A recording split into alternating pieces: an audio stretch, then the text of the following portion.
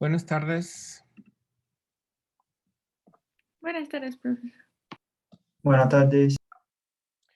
Bueno, ya las tareas 2 que subieron al aula virtual, ya las califiqué. No sé si ya vieron todos los comentarios. Y ya también envié un correo a quien me entregó la tarea por correo. Ya nada más me falta la de Alonso, que es la más extensa, pero creo que ya con eso ya califiqué y les envié los comentarios a casi todos. Entonces, no sé si ya los vieron, si tienen preguntas sobre esos comentarios, también las pueden expresar por correo. Yo creo que en general han escrito bien las cosas, hay algunos ajustes que hacer. Siempre es bueno darse cuenta de esas precisiones para ir mejorando las cosas. En algunos casos les puse que tal vez son pocos ejercicios para valorar qué tanto bien están escribiendo en general las cosas, porque, por ejemplo, los ejercicios referentes al uso del lema de Zorn, pues son más elaborados. Entonces, hay otros ejercicios que son más sencillos y que se puede apreciar si están escribiendo bien. Entonces, algunos les puse que me gustaría ver algunos otros ejercicios, pero en general creo que van bien las cosas. Entonces, bueno, no sé si tengan algún comentario sobre eso.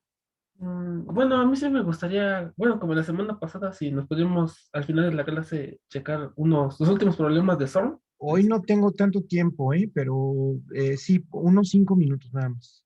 Sí, ¿Sí? sí, sí, con eso sería suficiente. De acuerdo. Ok. ¿Alguien más? Bueno, Profesor, yo le escribo por correo. Le escribo por correo sí, una duda ahí al final ahí. sí, sí, sí. Ok. Sí, en tu caso, entregaste los ejercicios del lema de Zorn, entonces, em, el ejercicio del lema de Zorn invertido, creo que era más fácil apelar o referirse al lema de Zorn invertido y directamente usarlo. Porque también se puede usar directamente el lema de Zorn, pero entonces hay que definir la familia con la contención al revés, ¿no? Esa sería la otra opción. Entonces, sí lo comentamos por correo también, si quieres. Ok, profesor. Sí, sí, de nuevo, el fin de semana voy a tratar de ver el correo en algunas ocasiones también sobre todo mañana. El domingo trato de descansar, pero mañana puedo contestar correos. Bueno, ¿alguien más?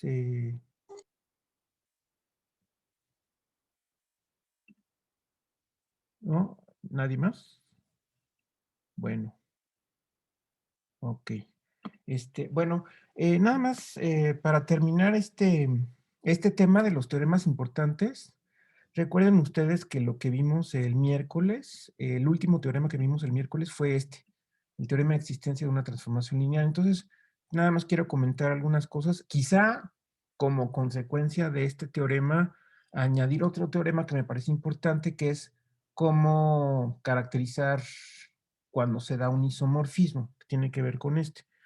Bueno, antes recuerden que habíamos visto el teorema de rango nulidad para transformaciones lineales, que es precisamente el que dice que la dimensión del núcleo más la dimensión de la imagen es la dimensión del dominio. Entonces, recuerden que ese teorema se puede demostrar sin hacer referencia a las matrices, ¿no? Por supuesto que siempre están conectadas las matrices a fin de cuentas con cualquier transformación lineal entre cualesquiera dos espacios vectoriales por el hecho de que existen bases ordenadas con un cierto orden y existen coordenadas de los vectores de cada espacio vectorial respecto a esas bases, ¿no? Vamos a verlo así, en general. Entonces, esas coordenadas van a definir, a fin de cuentas, matrices. Entonces, la conexión existe y eso lo vamos a ver Cuando veamos diagonalización y valores propios y vectores propios, vamos a revisar eso. Todavía no lo soltamos eso, porque es de hecho algo muy importante en la álgebra lineal, ¿no? Esta conexión entre matrices y transformaciones lineales.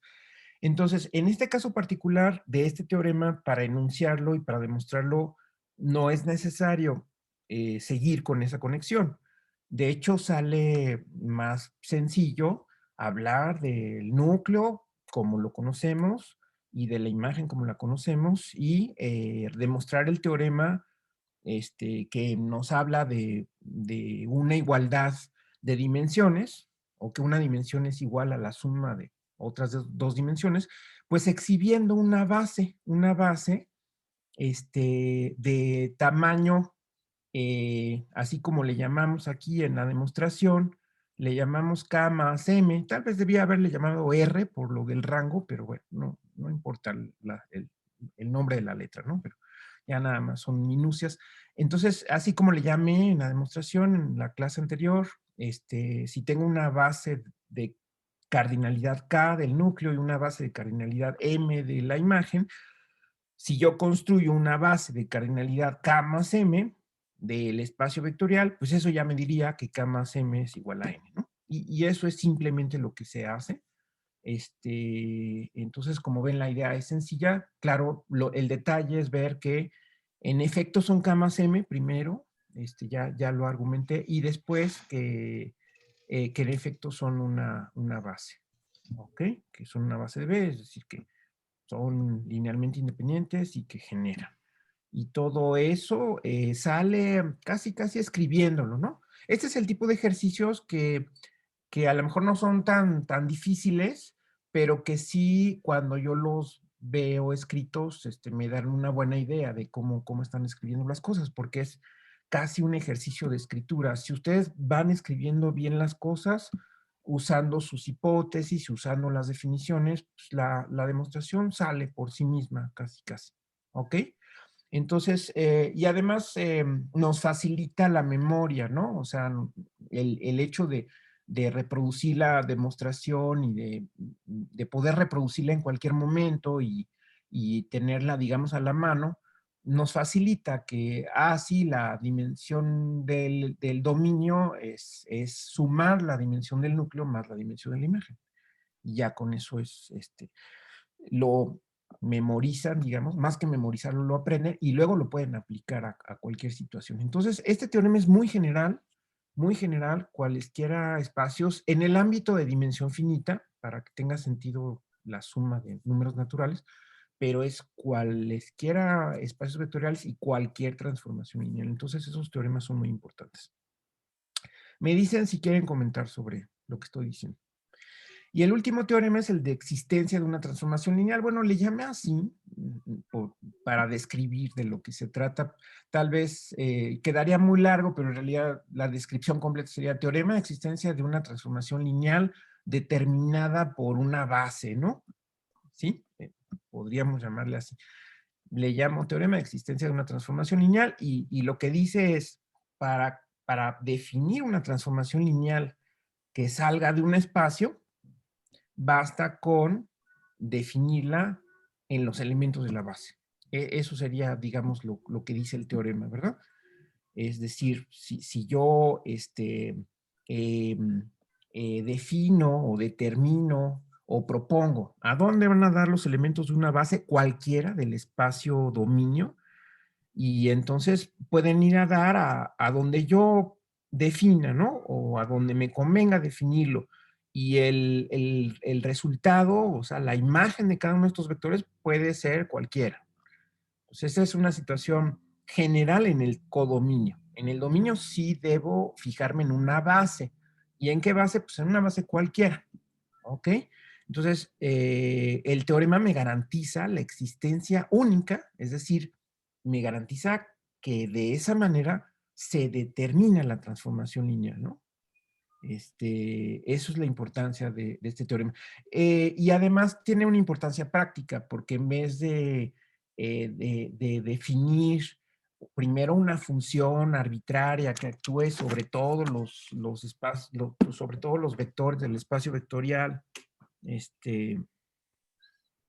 que actúe sobre todos. Entonces, tendría yo primero que definir la función, ¿no? La regla de correspondencia sobre cualquier vector arbitrario, ¿no? Independientemente de la base, digamos, cualquier vector arbitrario. Luego, a lo mejor, demostrar que está bien definida la función, si es necesario, si hay alguna posibilidad de ambigüedad, pues tengo que corroborar que no hay tal, que sí es una función, y luego demostrar que es una transformación lineal, ¿verdad? Entonces, todo ese trabajo se reduce por el teorema, porque pues, ya simplemente digo, tomo una base, cualquiera del espacio, la base que me convenga, puede ser una base canónica que le llamo, o puede ser otra base, y ya nada más digo, pues le asigno al primer vector de la base este otro vector, al segundo, etcétera, hasta acabar con los vectores. Y entonces ya con eso ya puedo decir, es la transformación lineal determinada de esta manera. Ya no tengo que demostrar nada, ¿no? ¿Ven el sentido práctico de esto? Ok, entonces, bueno, esbozamos la demostración. En efecto, ese trabajo que les digo que habría que hacer en cada caso, pues se hace en la demostración. Se propone la existencia de la transformación lineal, se usan las coordenadas de un vector respecto a la base fija y se demuestra que hay una transformación lineal y luego se demuestra que es única, ¿no? O sea, si hay otra transformación lineal que cumple con las hipótesis, no le queda otra más que ser la que habíamos definido en la existencia. ¿Ok? Bueno, me dicen si hay alguna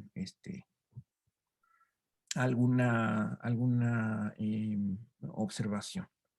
¿No? ¿Ninguna observación? Yo, profe, bueno, tengo una, Sí, dime, Juan Manuel.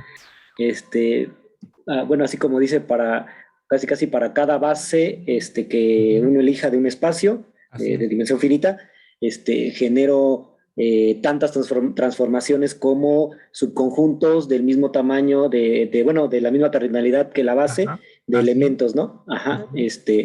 entonces, pues ya está ahí como que bastantes formas o bastantes transformaciones, digamos, ¿verdad? Así es, exactamente, sí, esa sería Ajá. una manera incluso como de contar las transformaciones, ¿no? Podría ser, ¿no?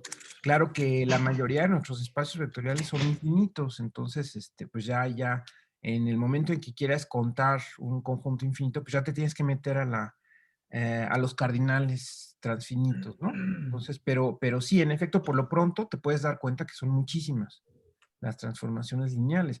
De por sí son muchísimas las funciones. Uno podría pensar, bueno, funciones, pues nada más es una relación que cumple las propiedades de una función. Entonces, son muchas, ¿no? De hecho, por eso se denotan las funciones, si se acuerdan, las funciones que van de venas se denotan así, como denotamos en la primera tarea, y esto pues da una idea de potencia, ¿no? Y de cómo precisamente si son finitos los conjuntos, pues la cardinalidad de ese conjunto, pues es precisamente por eso es que se denota así, es la cardinalidad de B elevado a la cardinalidad de A, ¿no? Entonces, cuando son finitos los conjuntos, ahí se ve cuántas posibles funciones puede haber, que son muchísimas. Uno diría, bueno, si son espacios vectoriales y me restringo a las transformaciones lineales, pues a lo mejor son menos, ¿no? Pero de todas maneras siguen siendo muchas, en efecto. Esa es la sensación. Muy bien. ¿Alguien más?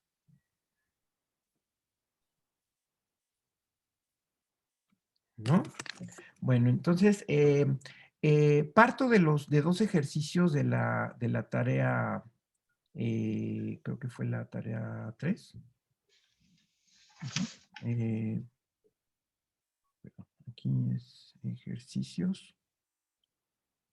Bueno, de hecho, aquí la tengo abierta la tarea 3. Entonces, déjenme poner aquí. Aquí está la tarea 3, que por cierto dice tarea 4, ¿verdad? Ahí había un error. O no sé si estoy viendo No, es que creo que está abierta otra tarea. Ya, es que era la tarea 3 bis, ya me acordé. Ok, entonces, bueno, De todas maneras, hay unos ejercicios que dicen, precisamente creo que son los últimos, que dicen que eh, dada una transformación lineal, vamos a pensar en una transformación lineal,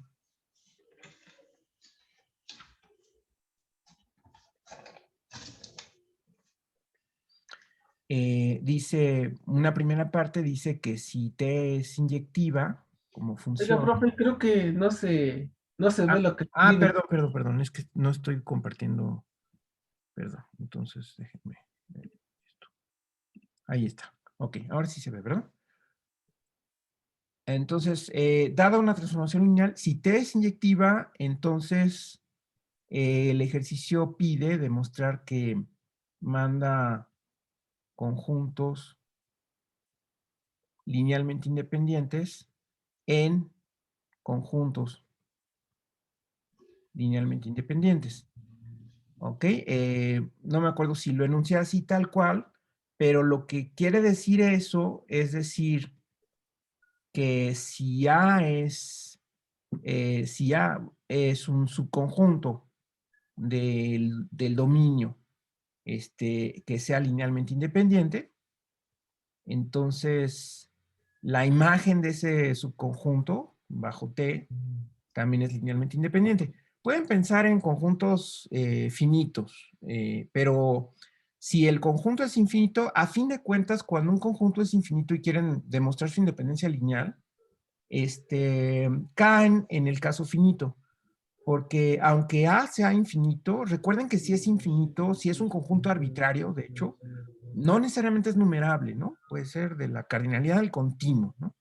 Entonces ahí no es conveniente usar subíndices, porque luego los subíndices se utilizan para el caso finito, sobre todo si ponen i igual a 1 hasta n, ahí ya están obligando a que el conjunto es finito. Entonces, si yo quiero hacer una demostración general, nada más le llamo A, ¿no? Al conjunto. Pero en este caso, cuando voy a hablar de independencia lineal, lo que quiero hacer es hablar de combinaciones lineales y esas sí son finitas, ¿verdad? Entonces, a fin de cuentas, en este caso, aunque el conjunto sea infinito, en el momento en que quiero demostrar que la independencia lineal, debo tomar una combinación lineal finita que está compuesta por un número finito de sumandos, ahí sí vale usar i igual a 1 hasta n, la suma de i igual a 1 hasta n, y entonces ahí menciono un número finito de vectores, ¿verdad? Y luego quiero demostrar que los escalares, si esa combinación lineal es igual a 0, los escalares son 0.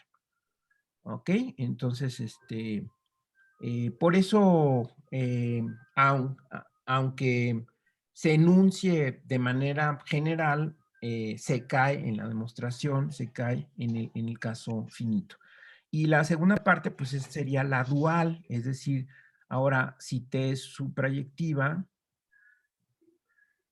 entonces manda conjuntos generadores en conjuntos generadores. Es decir, estoy enunciándolo de manera un poco platicada, pero aquí abajo estoy poniendo la descripción un poco más formal, ¿no? Es decir, si A es un subconjunto del espacio, es tal que genera el espacio,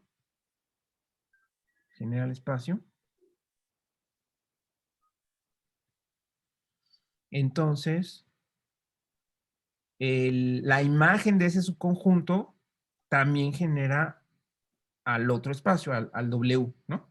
Esa sería, digamos, la traducción más formal, más matemática de lo que estoy diciendo aquí arriba en palabras.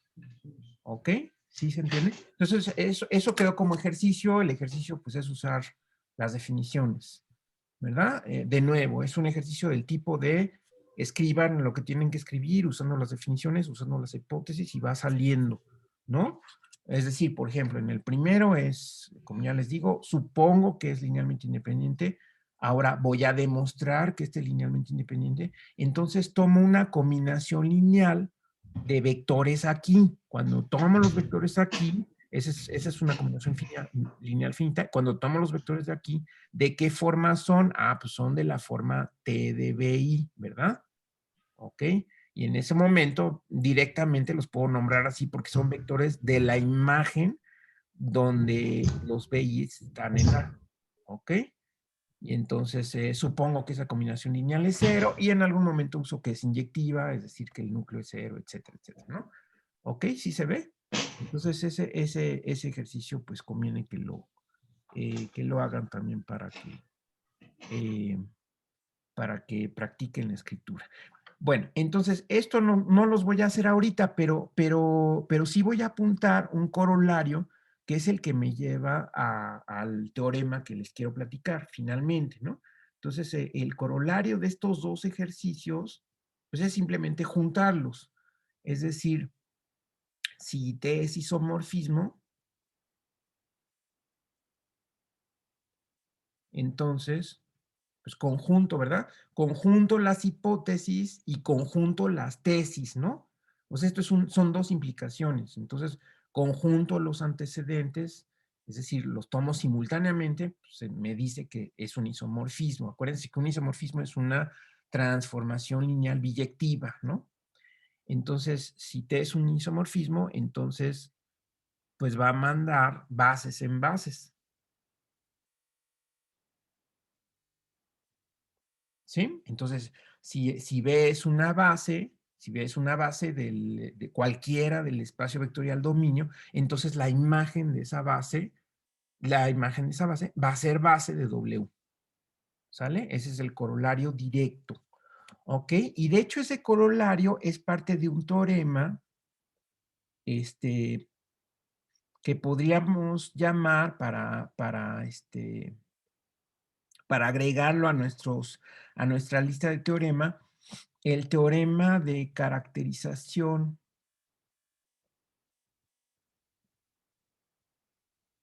de un isomorfismo, que sería pensar en una transformación lineal, partir de una transformación lineal,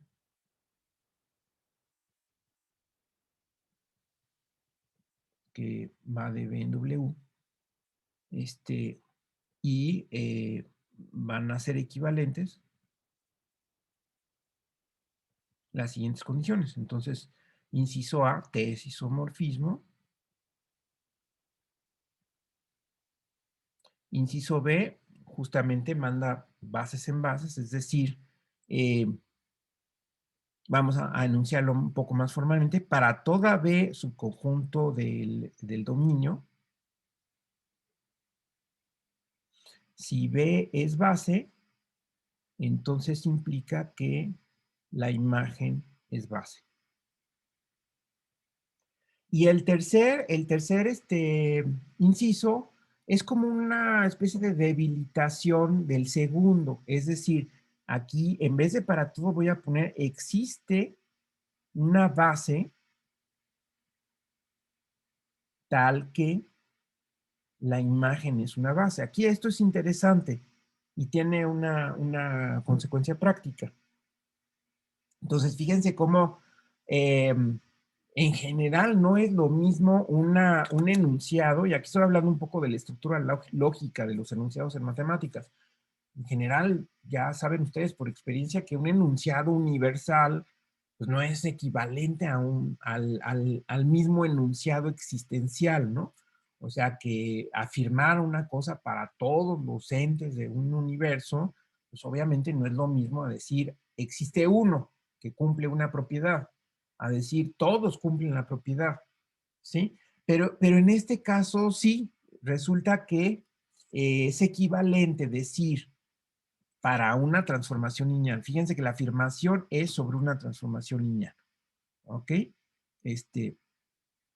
Entonces, fíjense que aquí este teorema se está enunciando para una transformación lineal. Parto de una transformación lineal.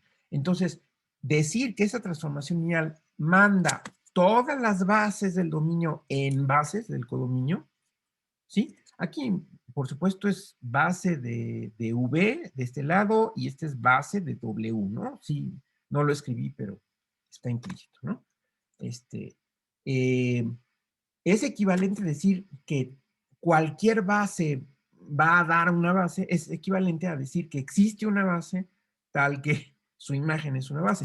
Aquí noten ustedes que en el existencial lo que se dice es tal que, ¿no? O sea, la implicación está asociada al cuantificador universal, ¿ok? Porque estoy diciendo, sucede para todos estos entes que si cumplen esta hipótesis, entonces pasa esto otro, ¿no? Hay una implicación. Y en la existencia existe uno que cumple tales cosas. Ok, aquí es, si quieren ustedes verlo un poco más lógico, esto más bien sería una conjunción. Y aquí es una implicación. Ok, esa es la diferencia. Entonces, casi siempre el existencial está asociado a una conjunción, porque lo que estoy diciendo es que existe uno que cumple cierta propiedad. Y aquí lo que estoy diciendo es describir una implicación universal, ¿no? O sea, si se cumple tal hipótesis, se cumple tal otra cosa. Vamos a ver por qué son equivalentes aquí. Me van diciendo, por favor, si tienen algún comentario, ¿eh? Por supuesto que ya parte de la demostración ya se hizo. De hecho, A implica B, pues es justamente el corolario anterior, el corolario que les acabo de platicar, ¿no? O sea, si es isomorfismo, entonces cualquier base va a dar a una base, ¿verdad? O sea, lo que haríamos, pues es ya tomar una base cualquiera del espacio, entonces es linealmente independiente, por lo tanto, por el ejercicio 1, T de A es linealmente independiente. Y también cumple que genera a V, entonces la imagen también genera a W, ¿no? Y entonces, por lo tanto, T de B sería base. ¿Ok? Después, B implica C, es casi inmediato, ¿no? Porque lo único que tendría que agregar es lo siguiente, por el teorema de existencia de base, que también es otro de nuestros teoremas importantes, el teorema de existencia de base o teorema de existencias de bases, existe una base, llámenle B, del espacio vectorial V, ¿no? Y entonces por el inciso B, que es una propiedad universal, si quieren, para ayudarnos psicológicamente, le podemos poner aquí un subíndice 0, como para decir, existe una base y ya la fijamos, ¿no? Pues estos subíndices 0, que se usan también mucho en la notación, son para eso, ¿no? Para decir, bueno, sí, ya estamos tomando un ente arbitrario de nuestro universo, pero desde este momento lo fijamos. Entonces, por eso luego conviene poner ese subíndice 0. Pero por el inciso B, que es una propiedad universal que le sucede a todas las bases de B, en particular le sucede a esta. Vean ustedes la lógica como una propiedad universal que se enuncia para toda una familia de entidades, en este caso todas las bases, a todas las bases les sucede eso, entonces la aplicamos en particular para esta base. Entonces por B tenemos que en particular para esta base, esto vuelve a ser base, ¿no? Acuérdense que esto es base de W. ¿Ok? ¿Sí se entendió la lógica? Y entonces ya habremos demostrado el inciso C, ¿no? O sea, ya exhibimos una base tal que su imagen también es base. ¿Sí se entiende la situación? Y eso es suficiente. ¿Sí? ¿Comentarios?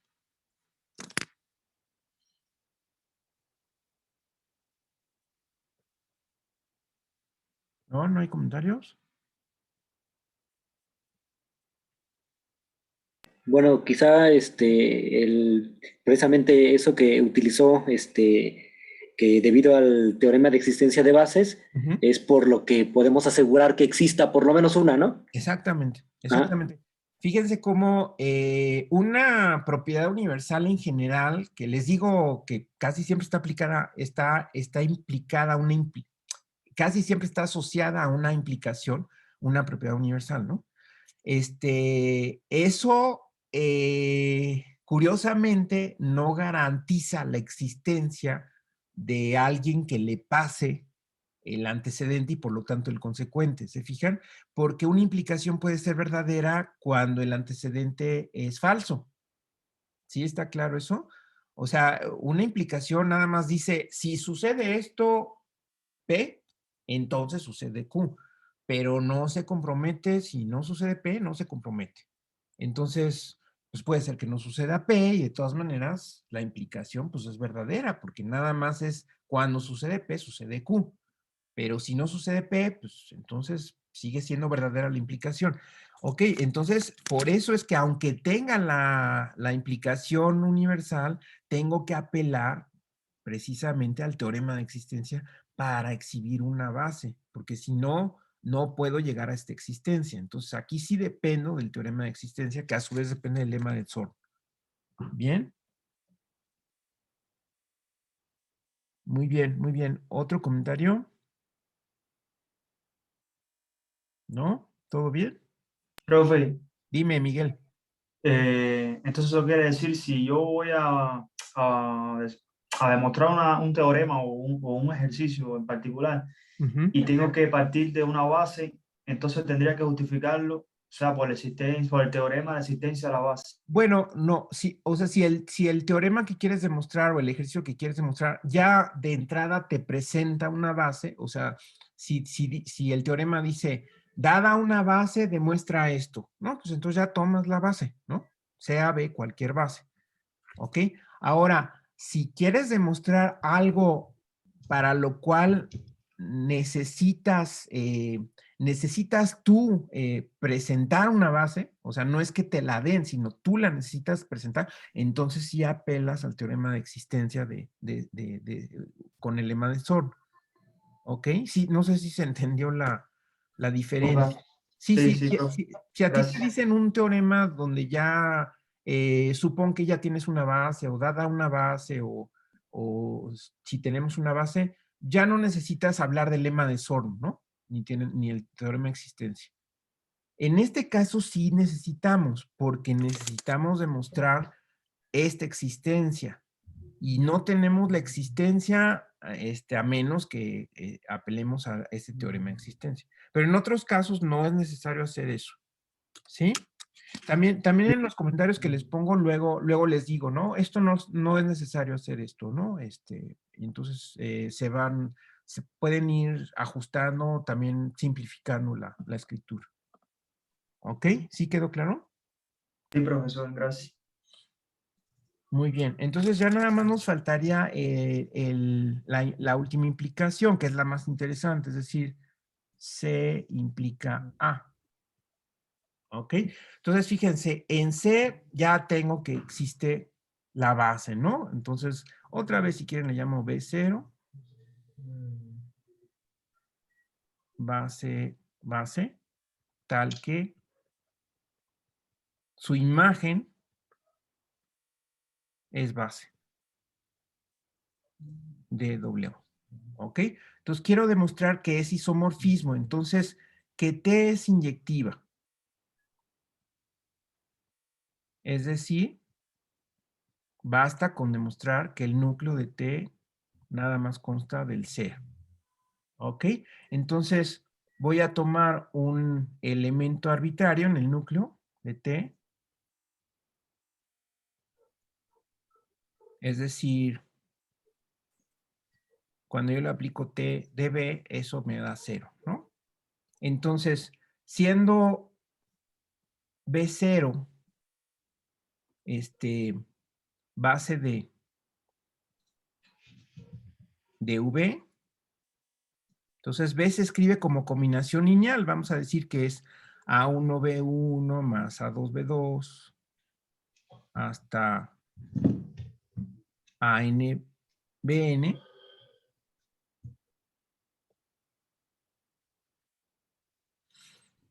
¿ok? Donde estos son elementos de la base. Ya sabemos, de hecho, que esos escalares, los puedo decir que A1, A2, hasta AN son escalares del campo y son sus coordenadas. Bueno, ya sé que son sus coordenadas. ¿Ok? Entonces, quiere decir, por lo tanto, que, bueno, quiero demostrar que eso es 0, ¿no? Pero entonces, por lo tanto, T de B, que por un lado es 0, fíjense aquí la conveniencia de poner esto por un lado es el vector 0, ¿sí? Pero por otro lado es T de esta combinación lineal, y como T es transformación lineal, entonces esto sería A1 T de B1 más AN T de BN, ¿verdad? Entonces, como T de B0 es linealmente independiente, en particular, ¿no? O sea, porque es base, ¿no? Pero si es linealmente independiente, entonces todos estos escalares, A1, A2, etcétera, hasta AN, son el escalar 0, ¿no? Y entonces ya ahí salto a que B, que es esta combinación lineal con puros ceros, pues es el vector 0. ¿Ok? Entonces de esa manera, fíjense qué fácil se demuestra que es inyectiva la función. ¿Sí está claro? ¿Ok? Es del tipo de ejercicios que les digo, es cosa de ir escribiendo todo. ¿Ok? ¿Sí? ¿Todo bien? Sí, profe. Muy bien. Y después lo único que tendría que demostrar, perdón, lo único que tendría que me falta por demostrar es que T es su proyectiva. Entonces tomo un elemento arbitrario de W y uso que T de B0 es base de W. Entonces existen escalares, les puedo llamar igual o distinto, B1 hasta Bm, escalares, tales que W es igual a B1, y aquí de una vez uso que la base de W es de esta forma, es decir, es T de un cierto B1 más hasta Bm, T de Bm, con B1 hasta Bm elementos de la base B0. ¿Ok? Fíjense cómo aquí en particular estoy usando que W está generado por T de B0, es decir, todo vector, en particular todo vector es una combinación lineal de elementos de este conjunto, que es la imagen directa de B0, es decir, voy a usar vectores ahí, y esos vectores son de esta forma, ya los puedo escribir de esta forma. ¿De acuerdo? Bueno, pero entonces eso es, aquí yo puedo seguir esta igualdad, entonces esto es justamente T de B1 V1 más B2 V2 hasta BM VM, y esto demuestra ya directamente que es su predictiva, ¿no? ¿Ok? Entonces ya se demuestra que es isomorfismo y por lo tanto ya se cierra el ciclo de implicaciones porque ya demostramos que A implica B, B implica C y C implica A, entonces son equivalentes por lo tanto, ¿no? ¿Ok? Entonces ahí ya no necesito ya demostrar que C implica B, porque ya demostramos C implica A implica B, B implica C, y la implicación pues es transitiva. Entonces, con eso se demuestra que todas las condiciones son equivalentes. Y en particular sucede esto curioso de que exista una base a la que le suceda que va a dar a otra base, ya con eso ya cualquier base que yo tome, le va a suceder también lo mismo, que la imagen va a ser una base. ¿Ok? ¿Sí se entendió? Sí, profe. Entonces, este teorema es muy útil, aunque es muy sencillo. A lo mejor dirán ustedes que no tienen mucho chiste respecto a a otros teoremas que sí había que hacer más trabajo, pero de todas maneras es muy útil porque si yo quiero demostrar que dos espacios son isomorfos, ¿qué tengo que hacer? Nada más encontrar una base ya en la práctica, ¿no? O sea, si quiero demostrar que estos dos espacios son isomorfos, tengo que encontrar una base del primero, encontrar una base del segundo y luego definir una transformación que lleve los elementos de esta base a los elementos de esta base. Y entonces, pues ya acabé, ¿verdad? Ahora, fíjense que aquí está implícito el hecho de que las bases, para que sean isomorfos dos espacios, tienen que tener la misma cardinalidad, ¿verdad? Entonces, o sea, en particular, si estoy hablando de espacios de dimensión finita, la base del dominio, si es n, la base del codominio también tiene que ser n, y entonces puedo definir una transformación lineal que mande estos elementos en estos elementos, y por el inciso C, bueno, por el teorema de existencia de una transformación lineal, ya eso determina una transformación lineal. Y por el inciso C, estoy definiéndola precisamente para que mande una base en una base. Entonces ya es un isomorfismo, ya se acabó el trabajo, ya no tengo que demostrar todo lo que tendría que demostrar, ¿no? O sea, qué es una función, qué es una transformación lineal, qué es inyectiva y qué es proyectiva. Todo eso se simplifica nada más de esta forma. ¿Sí? ¿Sí lo ven? Sí, profe. Muy bien. Entonces, eso es lo que les quería comentar y ya podemos, hasta aquí ya acabamos el material, digamos, de las tareas y del primer examen, que va a ser dentro de una semana, y quiero empezar ya el tema de determinantes. Entonces, con esto cerramos. No sé si antes de cerrar quieren hacer un último comentario o hacer alguna pregunta.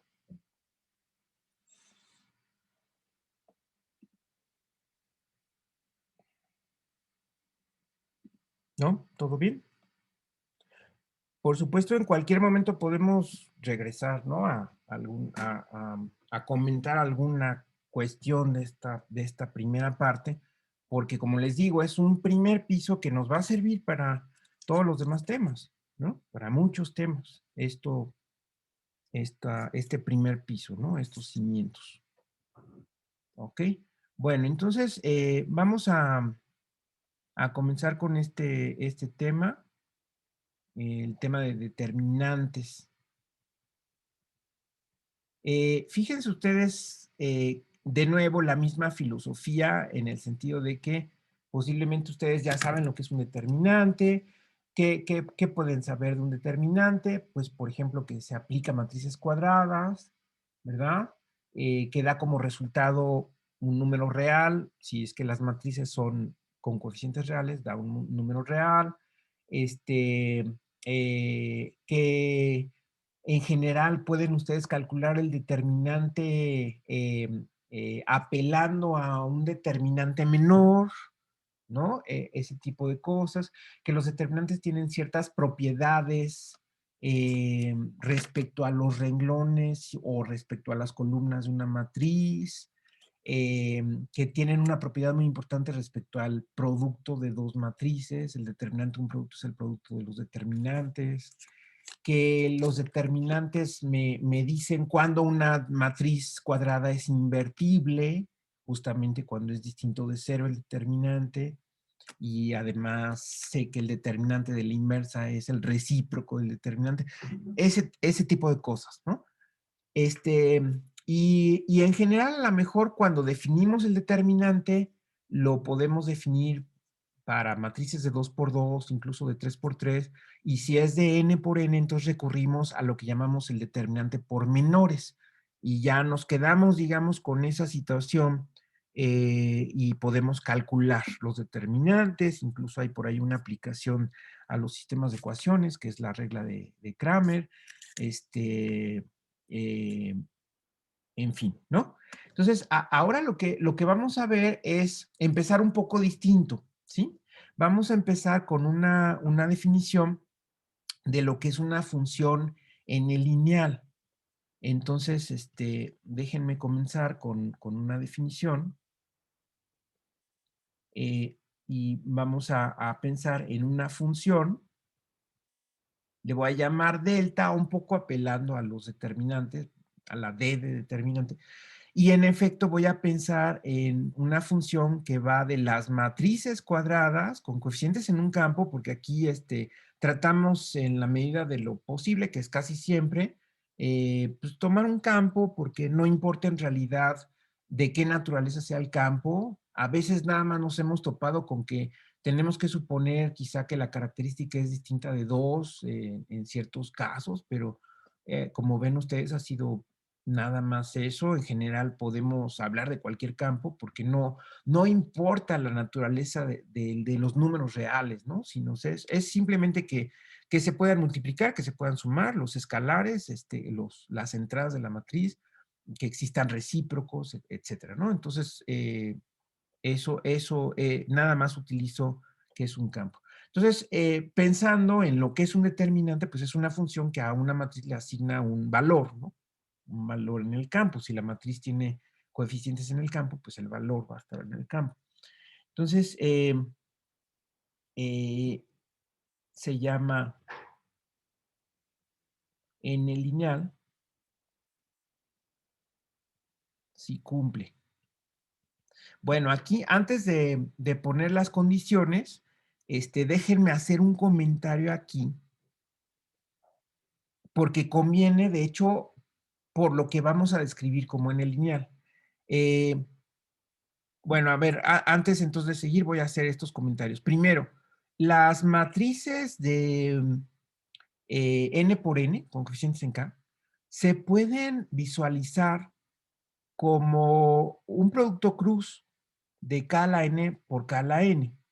Es decir, yo puedo ver una matriz, digamos, si tengo una matriz así, la puedo poner, como ya hemos visto, la puedo poner, fíjense, como una eneada, porque es de n por n, de columnas o de renglones, ¿no? O sea, si son renglones, acuérdense que lo que hemos hecho, dejen ponerles unas comas, aunque anteriormente no había puesto comas, pero se acuerdan que habíamos dicho, vamos a visualizar los renglones de la matriz y como vectores en este caso en Kn, y entonces, bueno, la matriz de hecho aquí, si son renglones, aquí, perdón, si son renglones, la podemos visualizar como un vector columna de renglones.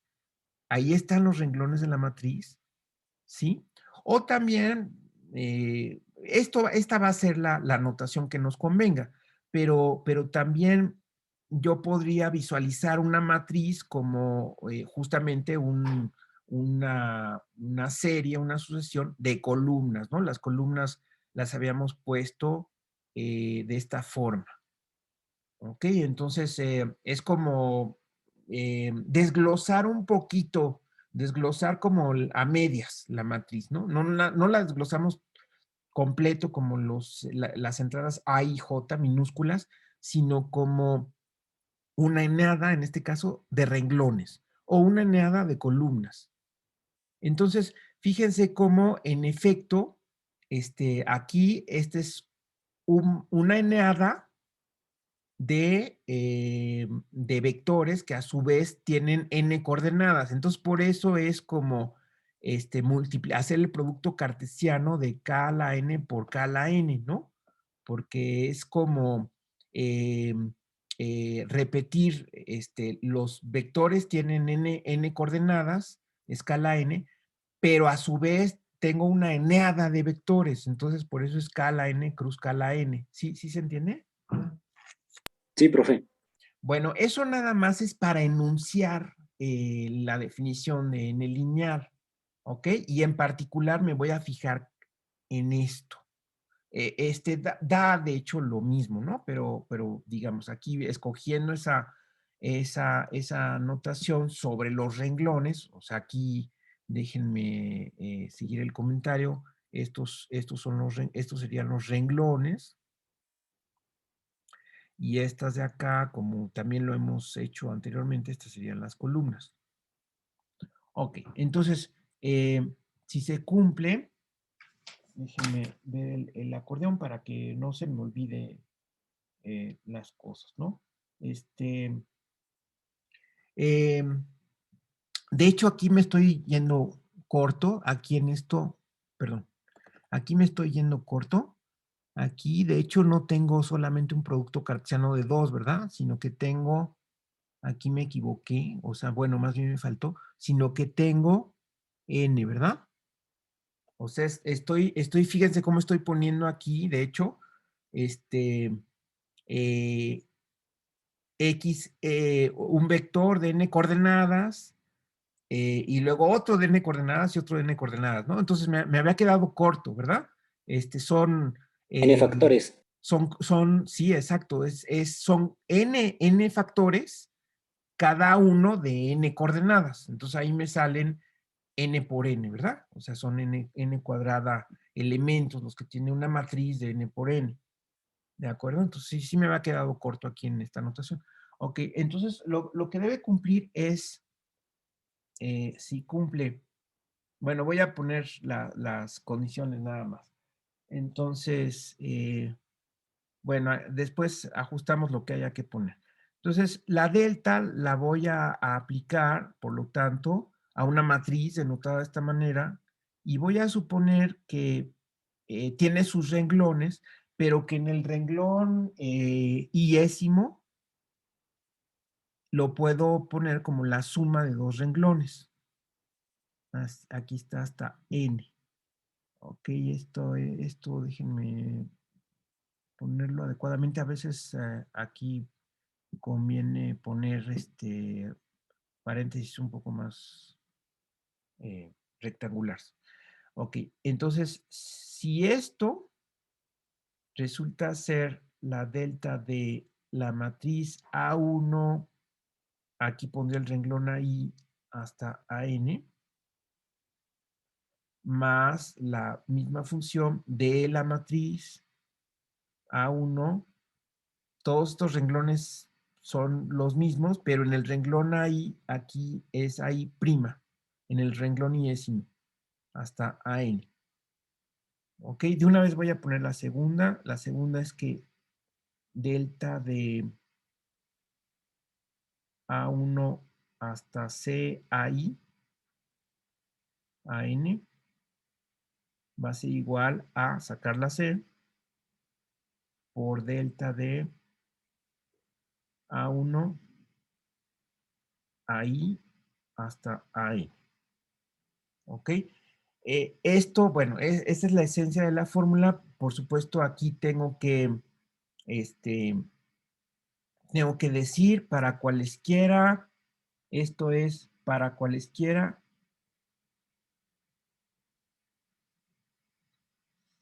renglones, aquí estoy poniendo en renglones, pero son A1, A2,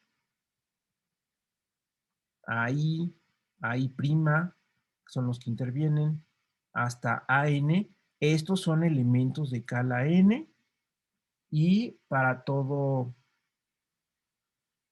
C en K. ¿Ok? Y esto también debe ser para todo I desde 1 hasta N. ¿Sí? Esto debe suceder. Fíjense cómo es una propiedad universal donde eso vale para cualesquiera, piensen ustedes en renglones para facilidad. Por supuesto que esto es una cuestión de notación y a lo mejor lo podría enunciar por columnas, o encuentran ustedes un texto donde hable de funciones n lineales definiéndolas por columnas, pero aquí lo voy a presentar por renglones. No pasa nada si ustedes en vez de renglones usan columnas porque es en esencia lo mismo, ¿no? O sea, es casi si lo escribo vertical o lo escribo horizontal, pero el papel de lo que quiero definir, o sea, la esencia de la propiedad, pues es esa. ¿Qué es? Que en cualquier posición, en este caso estoy hablando de para cualquier i, la función abre sumas, en esa posición abre sumas y saca escalares. ¿Ok? Las otras, vean ustedes cómo las otras se conservan. Entonces, no es que abra sumas de matrices, es algo distinto. Y por eso es que se llama n lineal, a diferencia de lo que sería una función lineal, si es que esto lo considero como un espacio vectorial y esto como otro espacio vectorial, que esta sea una transformación lineal, sería algo distinto de esto, ¿no? Porque una transformación lineal lo que haría es que delta de A más B sería igual a delta de A más delta de B. Entonces vean ustedes cómo el abrir la suma, en ese caso, involucraría a todas las entradas. En cambio, lo que estoy diciendo es que si te fijas en una posición I, en esa posición se abre la suma, pero las otras quedan igual, ¿ok? Las otras quedan fijas, digamos. Lo mismo el sacar el escalar. El escalar se sale nada más de la posición I y todas las demás quedan igual. Entonces es una definición que es distinto de decir una función lineal o una transformación lineal, y por eso se llama n lineal, porque da la impresión de que es lineal, pero restringida nada más a una coordenada, ¿ok? Restringida a una coordenada. Es como si en realidad, otra forma de verlo es como si nada más hago una composición de todos los factores k a la n que están involucrados aquí, que son n factores, me fijo en un factor en particular como parte de esto, y aquí en este factor particular es donde considero la linealidad, ¿ok? Nada más ahí. En todos los demás, que actúe casi como, bueno, que no afecte las demás coordenadas, sino que nada más en esa coordenada que yo escogí. ¿Sí está clara la idea de lo que es una función n lineal? Sí, profe. Ok, ¿los demás? Sí, maestro. ¿Sí? Bueno, entonces hay que ponernos muy de acuerdo con esta anotación. Bueno, entonces, sí, es plan con maña porque el determinante justamente son de las propiedades que cumple un determinante. Por ejemplo, si ustedes quieren, detectan, vamos a decir, en forma práctica, ¿no? Tienen una matriz y detectan que en un renglón de la matriz está de factor común una constante, bueno, entonces esa constante puede salir. Pero si hay otros renglones donde detectan otras constantes, entonces las constantes van saliendo y se van acumulando aquí, ¿no? Digamos C, luego alfa, luego beta, luego gamma, ¿ok? Entonces, tienen que ir trabajando, digamos, renglón por renglón, ¿no? Lo mismo cuando un renglón lo escriben como la suma de dos, la separación se hace sobre ese renglón. Ok. Muy bien. Aquí podemos hablar de ejemplos antes de pasar a la siguiente propiedad, porque vamos a ir añadiendo propiedades. Entonces, ejemplos de funciones n lineales. Bueno, aquí voy a incluir una que no es n lineal, también para que, eh, para darnos cuenta. Entonces, la primera sería, bueno, todas estas funciones tienen el mismo dominio y el mismo codominio, ¿no? O sea, son matrices. Si me conviene, pues puedo ponerlo así, o si me conviene, puedo escribirlo como K a la N, cruz K a la N, cruz K a la N, como ustedes quieran, ¿no? Pero es como más común pensar en matrices. Entonces, en el primer caso, pues puedo pensar en la función constante cero. O sea, todas las matrices, a todas las matrices los manda al cero. Entonces, pues eso por default, digamos, por la manera como está actuando de manera muy simple, cumple las dos propiedades. ¿Están de acuerdo? Entonces, esta es una función en el lineal. La segunda, que es un poco más interesante, sería considerar de una matriz, o sea, de la matriz, si la escribo con las entradas A y J, definirla como el producto de los elementos de la diagonal, por ejemplo. ¿Ok? Es algo así como la traza, pero en vez de ser la suma de los elementos de la diagonal, es el producto de los elementos de la diagonal. Una cosa que en notación compacta, pues podría poner así, ¿no?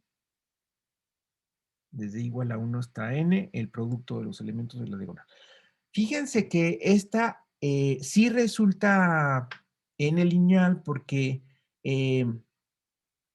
si por ejemplo considero, bueno, aquí para justificar la n linealidad, pues tengo que considerar toda la notación completa, ¿no? No le puedo poner a más a prima, porque recuerden que no es eso lo que quiero, ¿no? Sino, es decir, poner el renglón 1, el renglón 2, etcétera. Luego en el renglón i que haya una suma de esta manera y luego el renglón n, ¿no? Entonces, fíjense cómo esto sería de la forma A11, A22. Si quieren pongo el anterior, que sería AI-1, perdón, AI-1, I-1, I-1, le pongo una comita para que se entienda, I-1. Y luego aquí vendría una AII más AII'. Ya no me ocupo esto, pero entonces déjenme recorrerlo.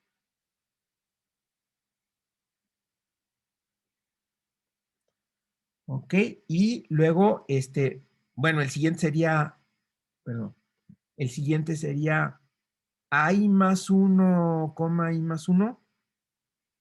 Sigo multiplicando hasta ANN. Y vean ustedes cómo eso, precisamente por la propiedad distributiva, la puedo poner como A11. Ya no voy a simplificar un poco, me quedo con el producto, aquí aparece AI hasta ANN, y luego más A11, luego en algún momento aparece, aquí me equivoqué de la prima, debe estar aquí adentro, ¿verdad? No se va a entender. ¿Ok? Es decir, estos elementos que están aquí corresponderían a lo que pasa en el renglón I, pero justamente del renglón I me voy a fijar también en la columna I. Entonces, en el renglón I, columna I, estoy suponiendo que está este elemento, ¿sí? Que lo pongo de esta manera, pues para que se entienda que ahí estoy sumando dos renglones, ¿no? Y el elemento que aparece en la diagonal ahí, pues es esta suma.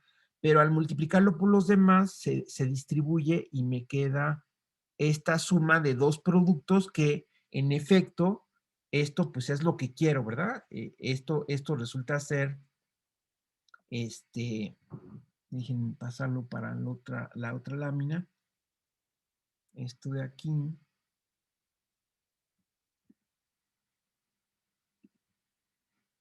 Esto de aquí resulta ser precisamente, esto resulta ser delta de A1 ahí hasta AN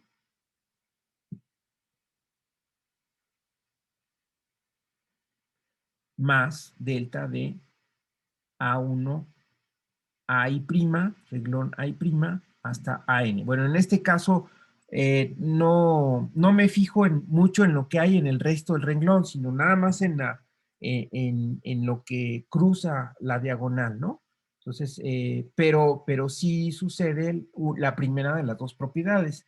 Y también, bueno, ustedes lo pueden checar que también pasa la otra propiedad, es decir, si esto lo escribo como una CAI hasta AN, pues en efecto esto va a quedar C por delta de A1, AI hasta AN, ¿no? Entonces sí resulta ser N lineal para cualquier I, para cualquier C escalar y para cualesquiera renglones de esta forma.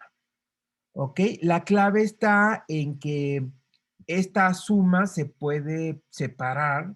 Si está esta suma aquí adentro multiplicando, pues yo puedo separar como dos sumas. Esa es la clave, ¿verdad?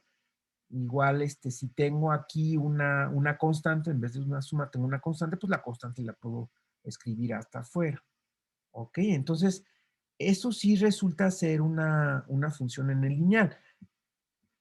Pero en cambio la traza no es una función en el lineal. Es decir, lo que llamamos la traza, le voy a poner TR, que también es de matrices en el campo, ¿no? Es la traza, lo que llamamos la traza. Es decir, la traza de una matriz es ahora la suma de los elementos de la diagonal, ¿no? Entonces esta no es en el lineal. O sea, justamente no va a suceder lo mismo con el producto. El producto por la propiedad distributiva sí se pudo separar, pero una suma, si yo tengo aquí una suma en vez de producto, pues ¿cómo le voy a hacer para separar? ¿No? Sí está claro. Ahora, bueno, eso a lo mejor no es un argumento muy formal para demostrar que no es en el lineal. Lo mejor pues sería, si no es en el lineal, entonces darme un contraejemplo.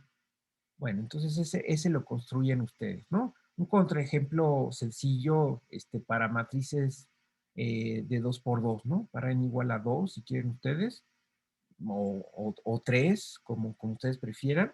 Un contraejemplo de que la traza no va a cumplir alguna de las dos propiedades. De hecho, podrían construir un ejemplo donde no cumpla ninguna de las dos propiedades, pero basta con que no cumpla una de las dos propiedades y ya con eso demostraríamos, con ese contraejemplo, concluiríamos que la traza no es en el lineal. ¿Ok? Muy bien. ¿Aquí comentarios? Profesor, solo en las láminas pasadas Las creo que láminas, olvidó poner las comitas, ¿no? ¿en dónde? ¿En qué parte? La que estaba. ¿Aquí? En el segundo renglón no faltó poner una comita. En el segundo renglón de cuál, a ver, dime, aquí, Primero, abajo. abajo, En el aquí, segundo renglón de arriba para segundo abajo. renglón, aquí, unas comitas, bueno, es que se están multiplicando estos, ¿eh? Estos son factores. Pero tú dices las comitas de la Sí. sí, bueno, sí, es que, mira, lo de las comitas nada más lo usé cuando tenía un subíndice I menos uno y menos uno, pero cuando tengo nada más No, me refiero a la prima, profesor. la prima, aquí la prima, la prima, ya, ok, eso, muy bien, la prima sí, aquí está, esta de aquí, sí, gracias, sí, es esa prima, AII prima, ok, muy bien. Muy bien. ¿Otro comentario? Profe, bueno, yo, ya ve que, bueno, también en álgebra, se ve lo que son las funciones bilineales, ¿verdad? Sí, Ajá, exactamente. y sí tiene que ver con esto, ¿verdad? Bueno, Claro que porque sí, medio me porque acuerdo, pero, ajá. sí, de hecho, bueno, ese es un buen comentario. Déjenme ponerlo aquí como un comentario. Si n es igual a 2,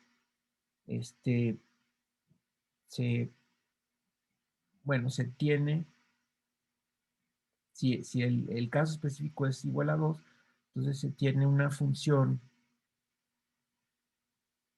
2 lineal, ¿verdad? O bilineal.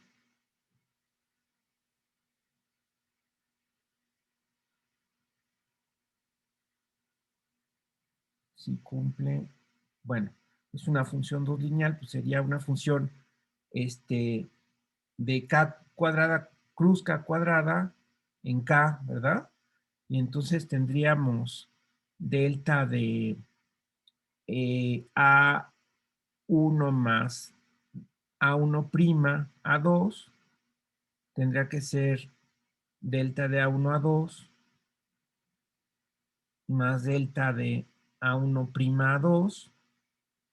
Luego tendría que ponerlo la misma condición en la otra coordenada, es decir, A1 y luego A2 más A2 prima igual a delta de A1 A2 más delta de A1 A2 prima.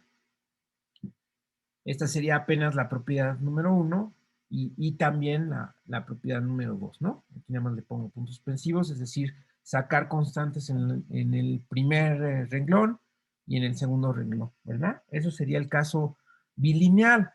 Ahora, esta definición de bilinealidad también se puede extender, digamos, si yo tengo dos espacios vectoriales y voy de B cruz W en K, ¿no? Entonces, que sean parejas de vectores, vamos a decir, o que tenga en general un producto cartesiano de dos espacios que caiga en K y lo único que quiere decir que sea bilineal es que cumpla la linealidad parcial tanto en la primera como en la segunda coordenada, que es justamente lo que estamos aquí escribiendo. Nada más que aquí en el tema de determinante nuestros espacios van a ser K a la N y K a la N. En este caso, si es bilineal es K cuadrada y K cuadrada. Es decir, aquí estaríamos pensando que estos serían vectores de dos coordenadas, ¿no? A su vez. Pero puedes pensar que son vectores a secas en un espacio, en otro espacio, ¿no? No necesariamente R2 o K2, sino son vectores. Y esta propiedad de que abre las sumas en cada una de las coordenadas y que saca los constantes en cada una de las coordenadas es lo que se llama una función bilineal. ¿Sí? Incluso en otros ámbitos, como dices tú, en general en el álgebra, ¿no? O sea, pueden ser espacios vectoriales, pero pueden ser grupos a lo mejor, o pueden ser módulos, etc. Bueno, aquí, de hecho, si se habla de constantes multiplicadas, pues tiene que ser espacio vectorial o módulo, si acaso, ¿no? Donde los coeficientes, los escalares, no necesariamente están en un campo, sino en un anillo. ¿Ok? Entonces, si hablas de bilinealidad, te refieres a la propiedad de abrir sumas y sacar escalares. Entonces, por eso es que sí, casi te refieres a espacios vectoriales. Sí, ¿Ok? profe.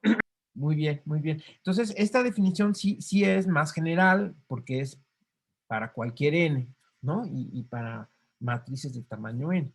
Pero a la vez no estamos tomando vectores arbitrarios en espacios arbitrarios, sino específicamente en K a la n, y por eso son matrices cuadradas. Muy bien.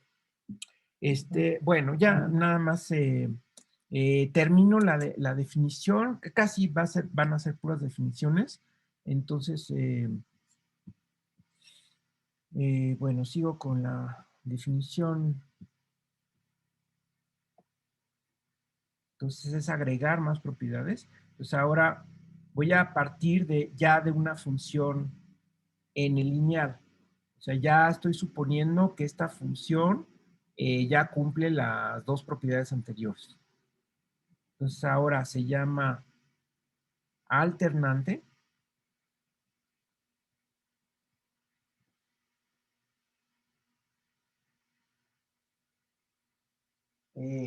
Si cumple que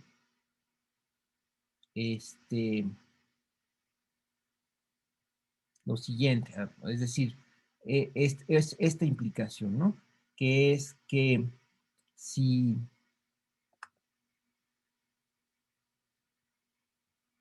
AI es igual a AI más 1 para cierta I desde 1 hasta N, entonces delta de A, bueno, aquí aquí lo pongo, delta de A es igual a 0. Ok, aquí estoy suponiendo, es decir, delta de, si yo tengo aquí I y I más 1 repetida, y luego tengo hasta n, aquí siempre me falta el paréntesis. Ok, fíjense cómo nada más estoy aquí considerando que se repite un renglón consecutivo, ¿eh? O sea, es I con I más 1. Entonces, esto tiene que ser 0. Si se repiten dos renglones consecutivos de una matriz, aplicar esa función a esa matriz me lleva al 0. ¿Ok? Por supuesto, estoy hablando del 0 del campo.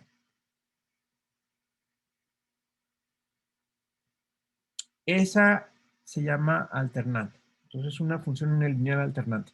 De nuevo, estamos tomando como modelo lo que conocemos como determinante. El determinante va a cumplir esa situación. Ok.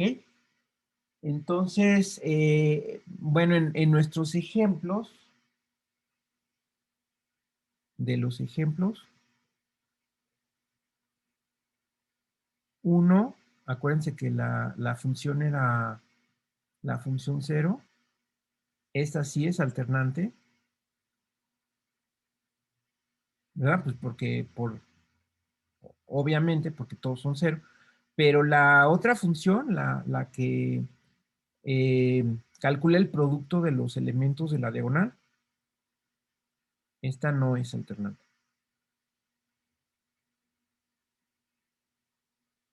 ¿Verdad? Porque si se repiten dos renglones de la matriz donde estoy calculando este producto, pues lo único que pasa es que aparece un cuadrado aquí, ¿no? En un elemento del campo al cuadrado. No se anula, no es 0. Ok, entonces algunas funciones en el lineales serán alternantes y otras no. La que estoy pensando, que es el determinante y que es una forma de llegar al determinante, es definir estas propiedades. Me falta una que es la que con las que ya esa lista de definiciones ya voy a llegar finalmente al determinante, que es justamente un determinante. Entonces, un determinante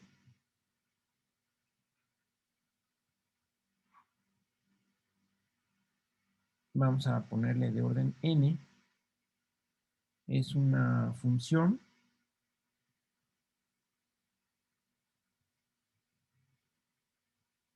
que va de las matrices en K, que es n lineal, alternante,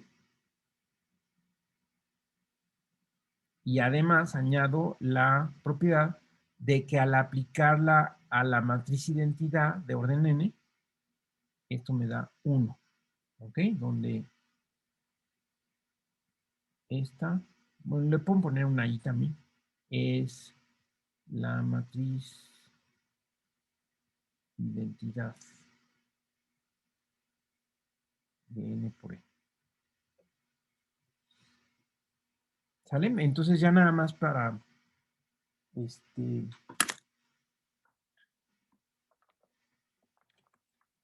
terminar, bueno,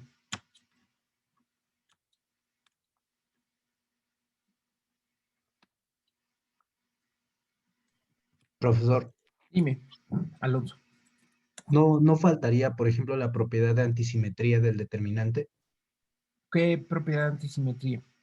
Cuando se intercambian dos de sus columnas, perdón, dos de sus renglones en este caso, hay un cambio en el signo, ¿no? O eso es como una consecuencia de lo No, que ya eso va a ser una definimos. consecuencia. Eso va a ser una consecuencia. Sí, sí, sí. Vaya, Eh, ok. Justamente es algo que vamos a demostrar la siguiente clase, pero por lo pronto les estoy dando las puras definiciones. Ok, entonces, bueno, el teorema que vamos a ver en las próximas clases, ya la próxima semana,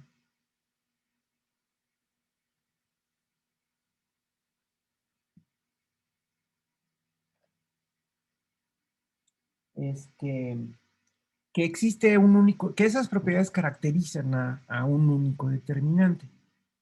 Para cada n mayor o igual que 1, existe un único determinante que le vamos a llamar det, que va de las matrices en K. O sea, en otras palabras, ahí es donde vamos a definirlo y luego vamos a demostrar que es el único que tiene estas propiedades. Entonces, esto es otra manera de abordar el concepto de determinante, porque lo que vamos a ver, por lo tanto, es que estas tres propiedades, o cuatro si desglosan ustedes estas dos, o sea, estas dos, el hecho de que renglones repetidos consecutivos me den 0 y el hecho de que la matriz de identidad va a dar a 1, esas caracterizan a lo que nosotros conocemos como determinante. ¿Ok? Entonces, hacia allá vamos, ¿no? Vamos a demostrar eso. Lo primero que vamos a demostrar la próxima clase es esta proposición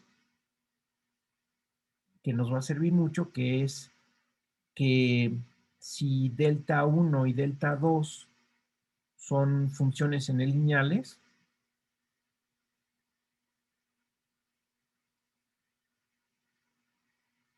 y a y b son escalares, entonces, o sea, la combinación lineal formada por esas dos funciones, que bueno, sería una función también de K en K, de las matrices de orden n en K, también es en el lineal. Eso es lo primero que vamos a demostrar, pero ya lo dejamos para el lunes.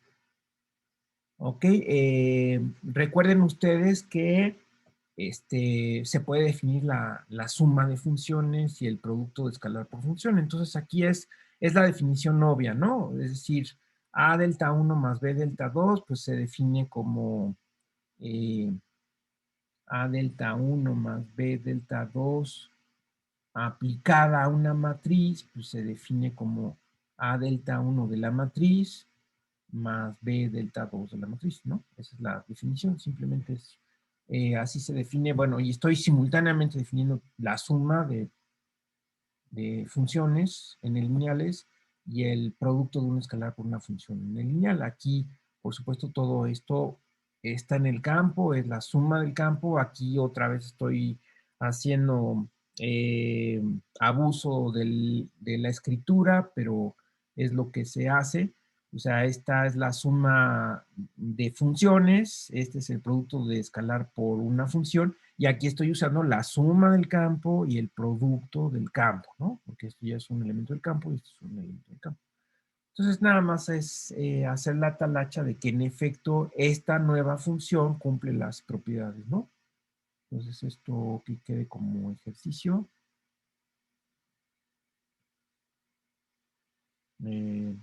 Demostración de la proposición como ejercicio. Y bueno, eso ya correspondería a la tarea 4, que es la que voy a dejar la próxima semana. Ok, entonces hacia lo que vamos es a demostrar este teorema nuevamente de existencia y unicidad.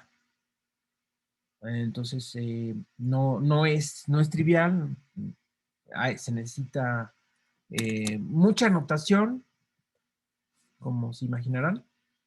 Entonces primero vamos a demostrar la existencia, luego ciertas propiedades y luego nos regresamos a la unicidad. Ok, eso es lo que vamos a hacer la próxima semana. Entonces, continuamos el lunes y bueno, termino un poquito antes para que nos dé tiempo de resolver las dudas, los que se quieran quedar. Y si quieren comentar algo, adelante. Bueno, profe. Dime, Juan Manuel. Sí, bueno, nomás con respecto a la tarea 2, me parece que, bueno, una cuestión de notación nada más. Ajá, de la Ajá. tarea 2. Ah, en tu caso, dices. ¿De Ajá, la sí. tarea que te puse? Sí. No, bueno, no, bueno, ya revisé lo que la retroalimentación y sí, Sí. bueno, pues quizá tenga que escribir como que un poquito más claro para, como dice, checar algunas, cositas que Sí, tal vez está hubiera. bastante claro, ¿no? Pero nada más es así un detallito, digamos, para pulirlo un poco más, ¿no? Pero es poco, ¿no?